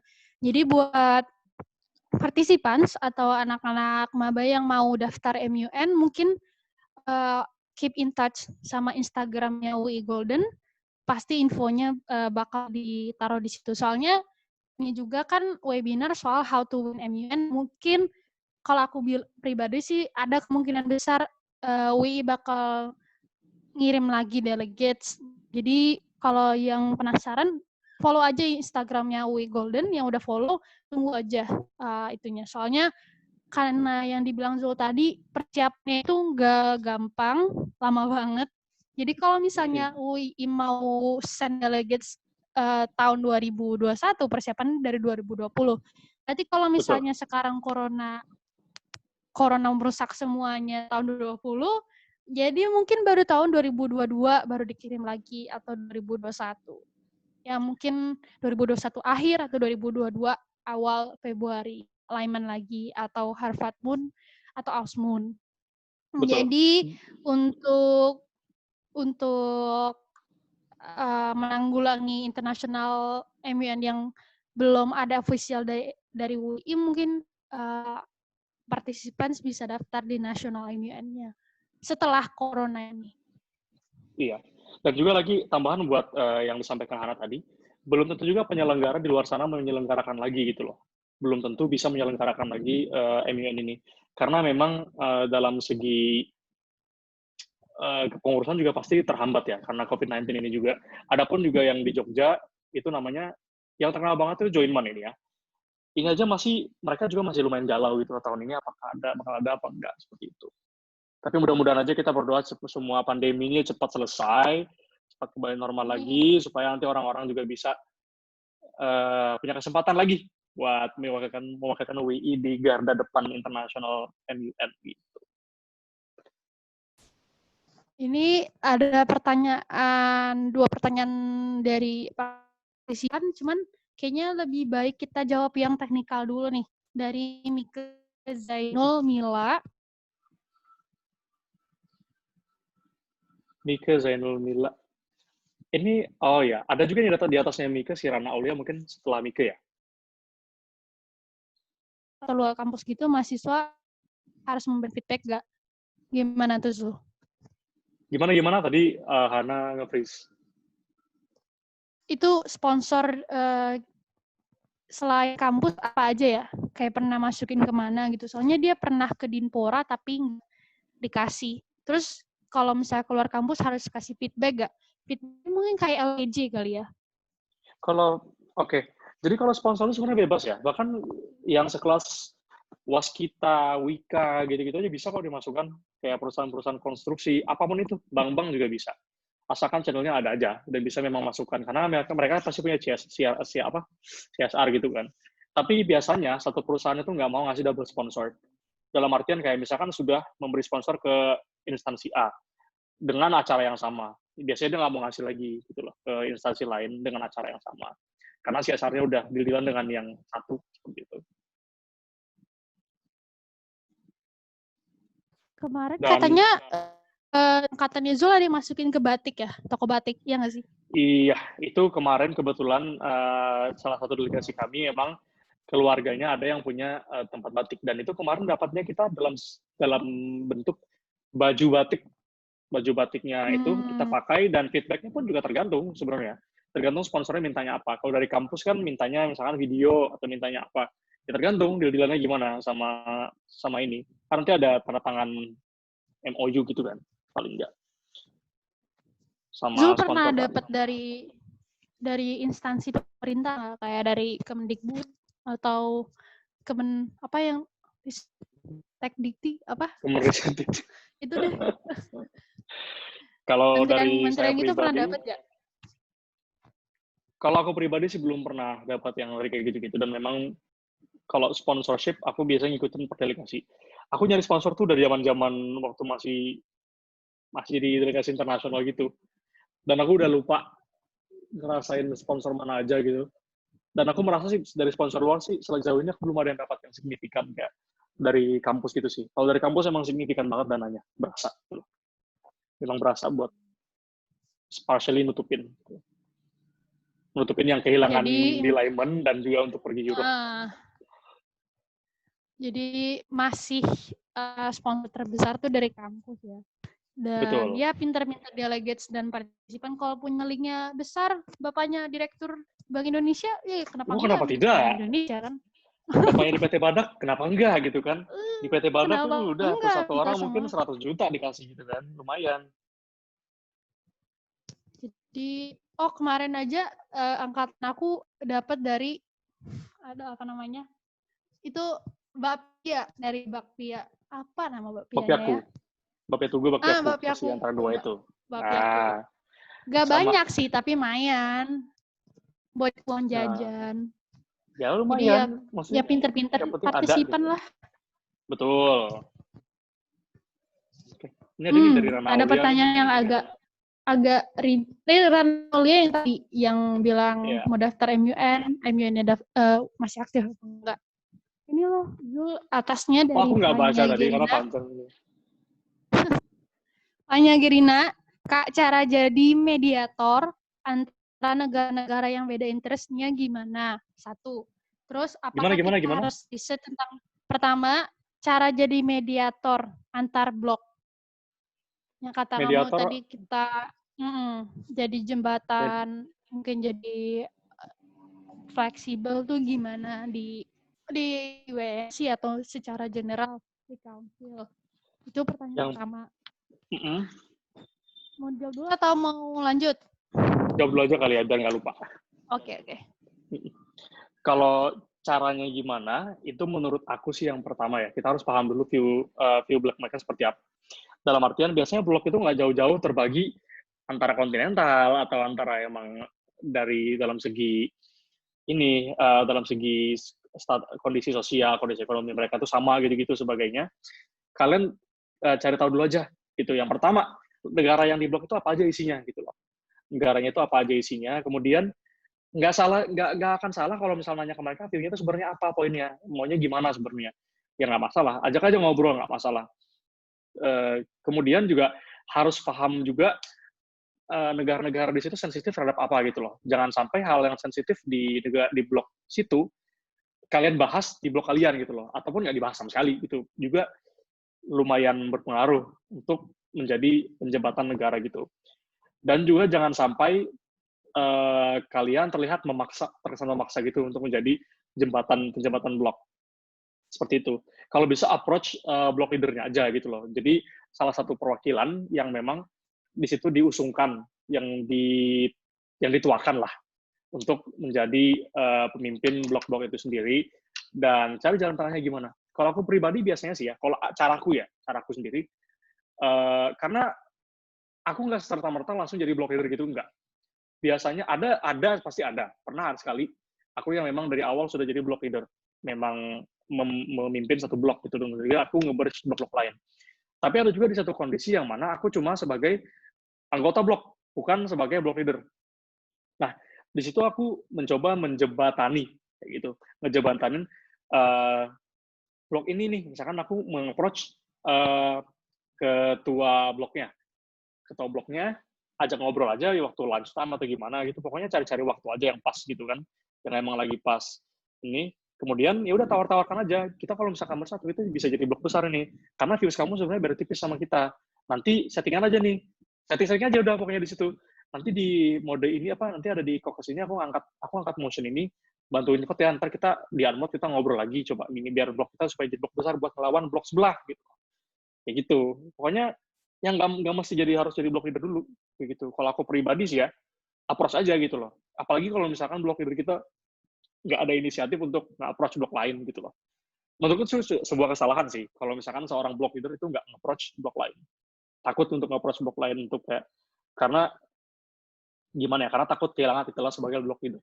Karena dengan menjadi orang yang menginitiate blok leader itu sendiri, jarang sekali case-nya terjadi orang itu malah kehilangan titel blok leader-nya dia itu tadi. Maksudnya pengakuan dari delegates lain sebagai dia sebagai blok leader. Bahkan malah semakin mendongkrak posisi dia sebagai blok leader gitu loh. Karena ini orang ini memang bisa menyatukan gitu loh. Bisa menjembatani. Udah gitu aja. Jangan takut sih intinya. Kayak gitu. Berarti intinya mah dari tadi fleksibel aja ya. Jadi kalau mau jadi media atau mau jadi blok leader, ya fleksibel, dengarkan orang lain, mingle sama orang nih. Makanya itu juga menjawab pertanyaan yang kedua soal apakah kita mesti riset tentang orang lain, tentang negara lain, ya pastinya harus pastinya biar tahu medan perangnya gimana, musuhnya siapa. Meskipun nggak spesifik per negara gitu kan, tapi ya itu harus tahu view bloknya seperti apa gitu kan. Dan ya jawab lagi yang terakhir, kenapa harus mingle sama teman sampel atau orang lain. Nah, ini pertanyaan yang ini nih. Menurut kamu mingle chair gimana? Mingle ke chair. saat sebelum Untuk komsel? Zoom minggu ke-share. Minggu ke-share sih menurut aku, ethically, kalau misalkan memang conference belum berakhir dan kalian, dan yang di-mingle itu adalah meskipun teman sendiri ya, meskipun kayak kenal baik dengan chair-nya, itu ethically kurang oke. Bukan karena masalah jabatan chair-nya itu tadi, bukan. Karena nanti delegat lain mikirnya, oh ini ntar bias gitu loh. Takutnya ntar gitu. Meskipun memang skill-nya emang bagus dan tiba-tiba dapat award gitu kan, takutnya ntar dikatain bias gitu loh. Itu sebagai ethics doang sih sebenarnya. Kayak kalau mau mingle sama chair, kebanyakan tuh ya setelah itulah. Makanya setelah conference berakhir ya oke, boleh. Setelah komsesnya udah selesai, boleh, emang masalah mingle sama chair. Tapi kalau perlu dengan enggaknya itu ya kalau misalkan berkonsultasi masalah substantial matter misalkan gitu-gitu, atau bingung, atau misalnya bingung nih, Kak aku tuh bingung sih gini maksudnya gimana ya, masalah hal-hal teknis lah, approach share-nya ya nggak masalah, approach aja share tanya gitu loh, karena mereka juga punya kewajiban untuk memberi informasi kayak gitu. Itu harus sembunyi-sembunyi apa datang aja? Nggak Kalau sembunyi. mau Kalau nanya misalkan kalau oh, misalkan nanya hal masalah di council, apalagi first timer kan masih bingung gimana, tanya aja nggak masalah. Approach ke depan tanya nggak masalah. Kalau lagi break gitu. Asalkan jangan kayak ya gimana ya. Kalau menurut aku pribadi ya itu kayak ethics-nya kurang oke aja sih kalau misalkan conference belum selesai dan delegate nih ngemingle bareng chair. Maksudnya kayak bener-bener hahi bareng kongko-kongko gitu kan. Kayak takutnya aja ntar kalau misalnya dapat award dikatain wah ini bias nih karena temen nih gitu, nggak bisa, takutnya gitu aja sih. Nah, sama ada yang menarik nih soal diplomasi. Jadi aku pernah dengar diplomasi apa ya? Soalnya diplomasi di meja makan. Nah, itu tuh aku rasa penting buat disampaikan kenapa justru mingle itu penting untuk diplomasi pas makan, pas mungkin yang kamar mandi, mungkin lagi pokoknya luar ruangan council itu justru kesempatan untuk mempengaruhi delegat lain atau justru diplomasinya terletak di sana atau Zul punya pandangan lain soal diplomasi di luar ruangan. Kalau menurut aku sih diplomasi di luar ruangan ya bagus aja sih, maksudnya kayak aku pun juga menggunakan hal itu kemarin waktu di Euro, bahkan aku merging blogs-nya itu dari waktu lunch. Waktu kita lagi makan lunch, lagi makan bareng, itu kan santai kan, relax di situ. Ya nggak masalah. Cuma kalau misalkan lagi social night, lagi bener-bener lagi orang-orang lagi mingling, bonding lagi satu dengan yang lainnya, terus ngebahas masalah konsil, aku lumayan bikin bete sih sebenarnya kalau kayak gitu. Tapi kalau dalam masih breaks, masih coffee breaks dan lain sebagainya, kita ngomong masalah diplomasi ini, ya nggak masalah. Menurut aku sih nggak ada masalah juga. Meskipun juga di sosial kan juga nggak masalah sih. Nggak ada yang salah juga. Asalkan lawan kita berdiskusi itu juga nggak masalah, itu aja sih. Kalau aku punya pandangan yang begitu-gitu tuh malah yang seru gitu loh. Kayak diplomasi di luar council itu ya itu seru juga. Memang menolong, membantu juga di situ. Ini ada pertanyaan lagi baru dari Intan Amanda. Di UII MUN sendiri ada pelatihan atau training yang nggak buat persiapan? Ada. Jadi Ada. kalau Ada sudah semua. sebagai, iya, jadi bahkan kita sampai, UII itu modal kok orangnya. Kalau misalkan di kampus sebelah atau yang lain-lain gitu, mereka bahkan nggak berani sampai bayar orang buat nge-train kita. Tapi kalau UII Immune Association, kita sampai bayar orang memang khusus buat nge-train kita. Kayak gitu kalau dulu. Tapi sekarang kayaknya nggak sih, karena harusnya kita punya sumber daya yang lumayan oke di UII. Begitu. Pengalaman Ini di ada pertanyaan. bla bla bla MUN nih. Iya, ini si Iya, Fanya apa nih, tuh? kayaknya Bintang tuh apa? si Fanya emang lagi gede banget sama MUN, si bintang-bintang tadi itu. Pengalaman Kak di apa ya? Mungkin yang tadi dibilang pengalaman ya. Kok bintangnya ada 3 sih? Wimun. Bukan. Mungkin apa sih ini? Nggak boleh sebut merek mungkin. Joinmu. Oh, atau banyak bisa. Bukan cuma UII, yang 3 itunya banyak, Pak. apa sih? Yang maksudnya yang bintang-bintang. Tebak-tebakan ini. I, yang depannya I apa? ITB pun. Oh. Pernah di TB Moon mungkin. Itu aku hampir cerita ITB Moon BTW. Itu tahun lalu kayaknya hampir aja sama temanku. Ya udah sekarang orangnya udah arwah. Udah almarhum. Nggak ketemu sama dia. Jadi mungkin Fanya Gina tulis lagi pertanyaannya tanpa bintang-bintang buat dapetin poin yang dia pengen. Sebenarnya aku punya pertanyaan. Maaf, Gimana? kayaknya maksudnya si Fanya itu pengalaman dia kemarin yang masalah chair mingle, delegate mingle sama chair gitu loh. Pengalaman dia di ini, dia ngelihat ada hal seperti itu terjadi gitu mungkin. Nah, ya kan. Ya berarti udah nih. Atau ada yang mau disampaikan lagi dari pertanyaan itu? Ada lagi nggak pertanyaan lagi? Gitu. Kita kayak aku buka soal ini ya, lagi live AIG gitu live. Ya. Baru. Aku ada pertanyaan deh. Ini lebih personal. Jadi di delegates, jadi di MUN itu kan kita represent negara, sovereign state kan. Ada kadang di United States of America, jadi yang kayak dia kayak asshole gitu kan, suka-suka dia. Terus ada kadang juga yang jadi Arab gitu. Assalamualaikum. Maksudku itu sih bagian dari diplomasi dan unik dan asiknya MUN ya. Jadi kayak beberapa delegates bahkan berusaha untuk nyoba native language di negara yang dia representasikan. Dan aku mencoba itu beberapa kali, coba bahasanya biar menarik aja. Terus pertanyaannya jadi ketika kita jadi Model United Nations, Zul itu lebih menjadi diri sendiri atau jadi karakter yang negara yang kamu representasikan. Misalnya, ini sebenarnya aku pribadi sih, aku kan orangnya nggak terlalu suka ngomong sama orang. Jadi menurut aku on stage, aku diplomasi ketika speech aja. Jadi ketika aku udah selesai speech, ya kalau mau datang ya datang, kalau enggak. Tapi itu bagian negatif dari sisi aku sebagai delegate dan pengalaman aku. Jadi menurut Zul di bagian ini bagusnya jadi gimana? Jadi diri sendiri, kayak kadang kan negara juga harus ada yang kayak two face, kadang kayak ada negara yang sebutlah misalnya Cina atau negara yang kecil-kecil kayak Afrika, terus bersama blok di US, terus blok timur juga kayak bloknya Cina, itu kan harus berarti aku kecil nih, kalau aku melawan si Cina kan mati, atau ada kepentingan yang harus dilindungi sama negara kecil ini, jadi dia harus dapat dua sokongan dari dua blok berbeda. Kira-kira gimana soal jadi karakter diri sendiri atau negara yang dia representasikan? Kalau aku pribadi ya, tetap jadi diri sendiri dan representasikan stances dan interest negaramu sendiri. Karena kalau misalnya jadi diri sendiri, ya itu lebih natural aja gitu loh. Kadang banyak banget delegates yang cringe banget, emang sampai pakai atribut yang mewakilkan dari negara yang diwakilkannya gitu kan.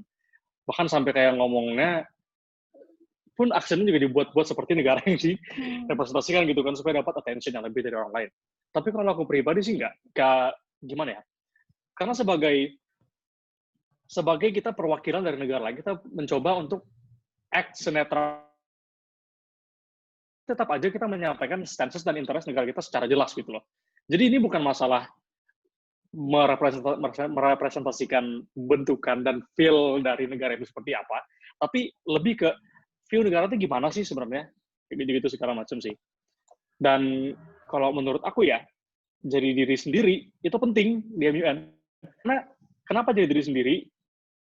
Masing-masing orang itu punya ciri khas dalam segi cara dia style speakingnya gimana, ada yang preacher, ada yang motivator, dan sebagainya gitu-gitu kan. Beda-beda cara orang buat nyampaikannya gitu loh. Dan juga gesturnya beda-beda. Dan menurutku itu adalah ciri khas yang harus ditonjolkan dari setiap delegates gitu loh. Dengan masing-masing karakter dia gitu loh.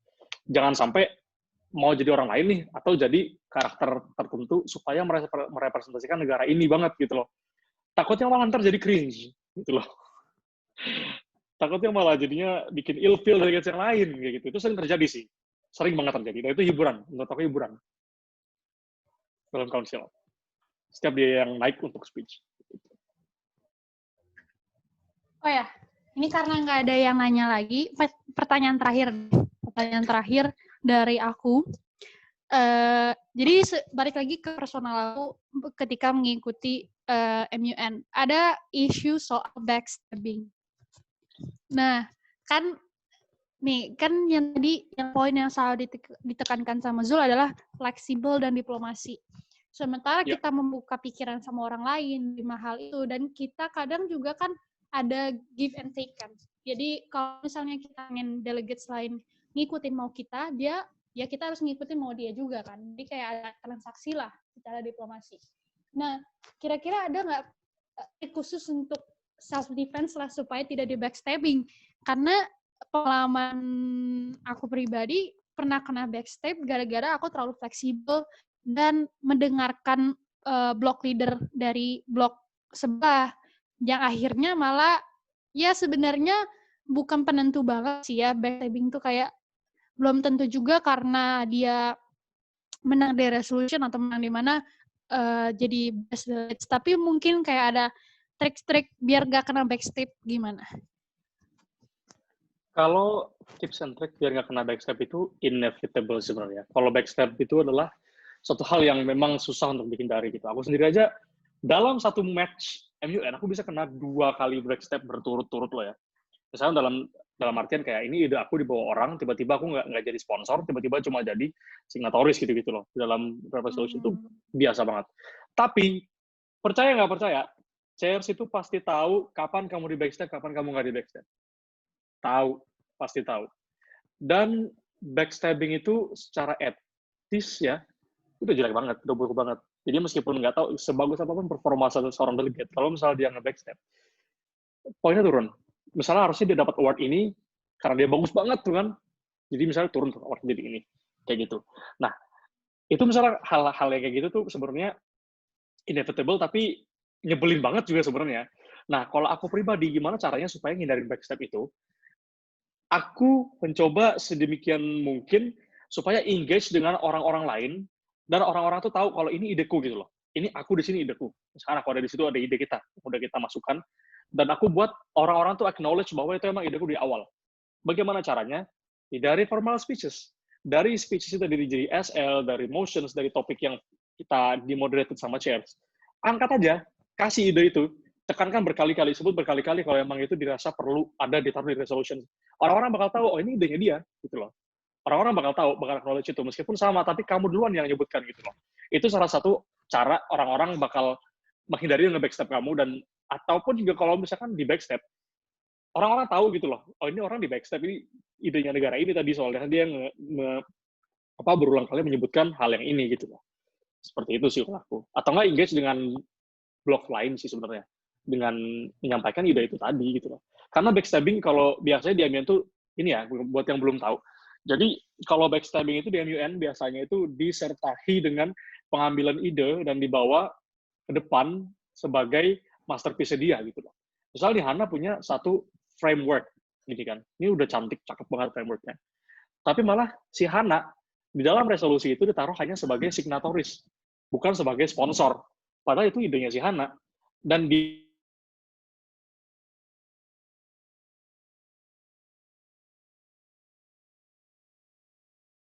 dari sponsor itu udah terhitung backstabbing BTW. Karena idenya orang diambil, dicaplok gitu kan. Jadi dia yang dapat kreditnya. Seperti itu.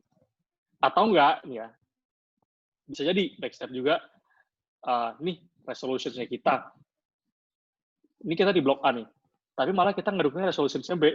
Resolusi kita malah kita abandon gitu loh. Maksudnya kita malah nggak ngedukung resolusi sendiri karena kesel gitu loh. Mungkin sama blok kita apa gimana. Itu juga terhitung backstab juga sebenarnya. Cuma jangan terjadi karena itu bodoh banget sih sebenarnya kalau apa itu terjadi. Tapi ada pernah terjadi. Bukan berarti nggak pernah terjadi, tapi ada terjadi. Kayak gitu. Kayak gitu sih. Tapi yang sering terjadi di define sebagai backstabbing ya ide diambil sama orang lain. Itu udah backstabbing tuh. Gitu sih kalau aku.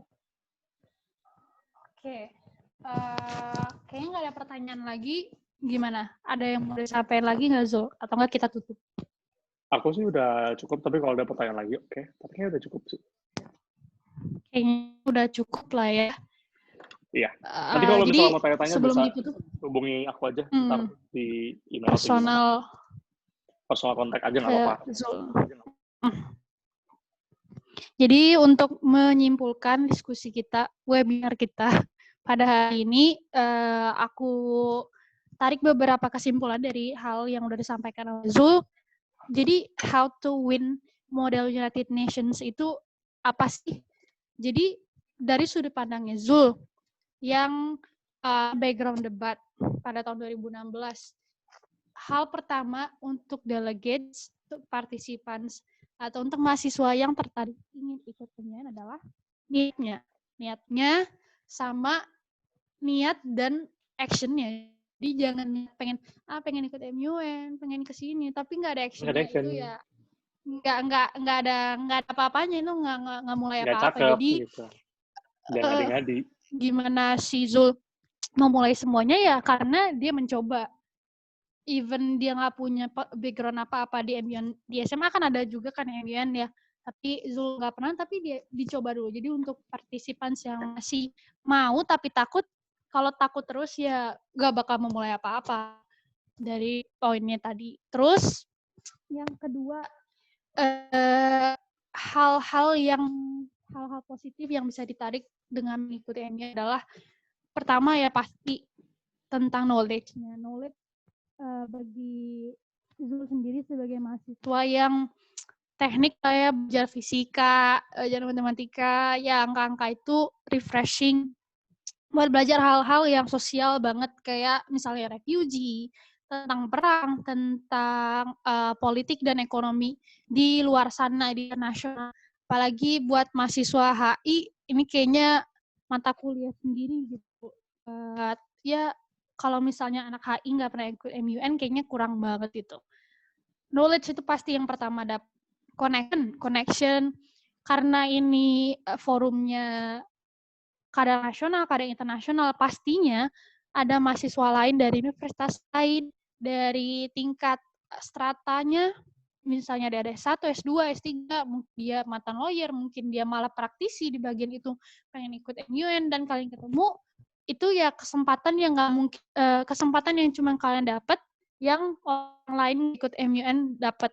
Itu pasti, itu udah pasti banget dapat connection. Terus minusnya ya nggak ada sesuatu yang gratis, apalagi soal waktu dan uang. Jadi membahas tadi pertanyaan apakah di cover kampus apa enggak, ya pasti di cover, cuman nggak berapa banyak, tapi agak lah gitu. Salah satu poin yang agak lah, poin yang penting adalah jangan pikirkan dulu apa yang harus dikorbankan, tapi apa yang akan kita dapat. Karena kalau niat udah baik, insya Allah dibantu, jalannya dipermudah. Terus bagian teknikal soal MUN sendiri. Tadi balik lagi ke niatnya apa. Jangan sampai niatnya itu cuman mau ya dapat connection penting, tapi niatnya yang pasti adalah meningkat self improvement, kayak skills-nya, kayak connection-nya, itu tuh paling penting daripada cuman untuk pergi ke luar negeri. Karena misalnya kalau nanti niatnya pergi ke luar negeri nih, aku pengen ke London, aku pengen Netherlands, pasti yang di kepala kita mikirnya duitnya nih, duit buat jajan, duit ini. Sementara hal yang paling penting adalah gimana perform di dalam kampus.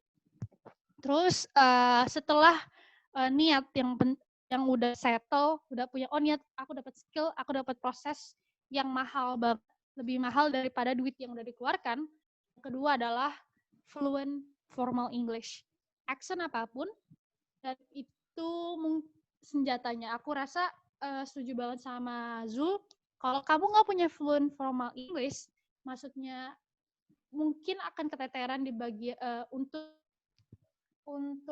mengikuti MUN, walaupun sebenarnya MUN juga aku setuju proses belajar ya, karena aku dari awal ikut MUN sampai terakhir ikut MUN juga adalah proses perkembangan formal English aku yang dari awalnya nggak tahu apa-apa, atau mungkin tahu sedikit-sedikit tapi ditabrak-tabrak, grammar-nya salah, pronunciation-nya salah, tapi ya namanya juga semua ini proses belajar, semua kegiatan itu proses belajar. Jadi balik lagi ke poin pertama, niatnya dulu tentang skill dan proses yang mahal.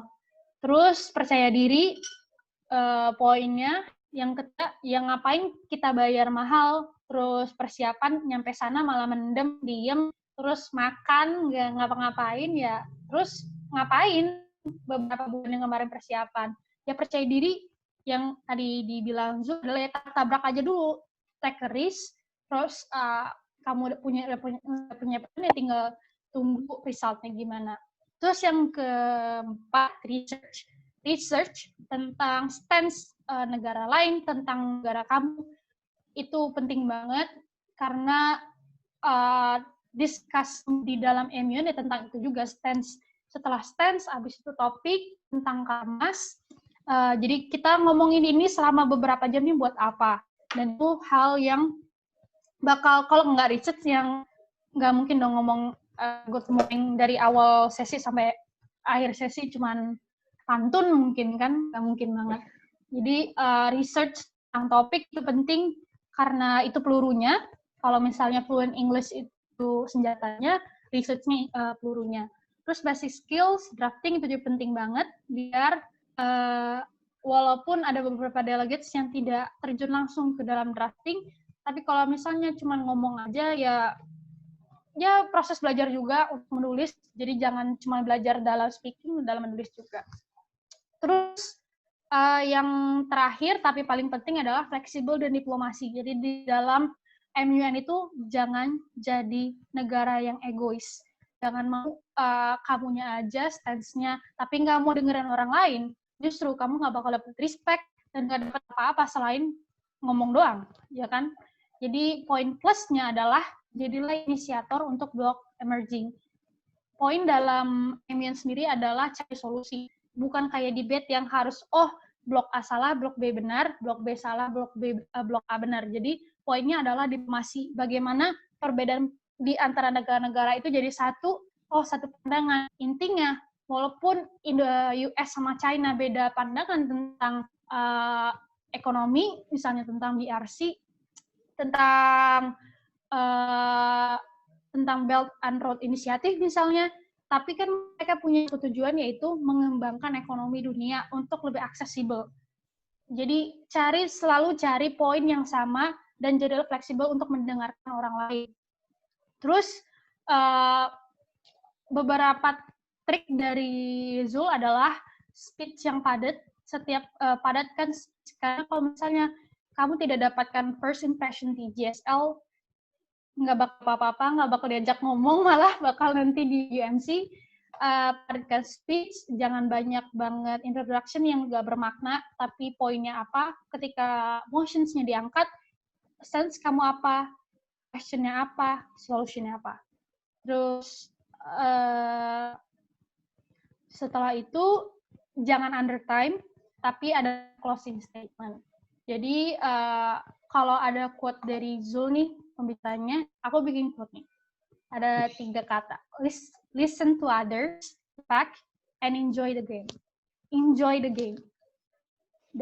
Itu aja dari kita, diskusi terus. Webinar hari ini, catatan dari panitia, katanya untuk teman-teman partisipan, link yang terakhir yang di chat kita, itu ada link yang diisi untuk kalian dapat sertifikat.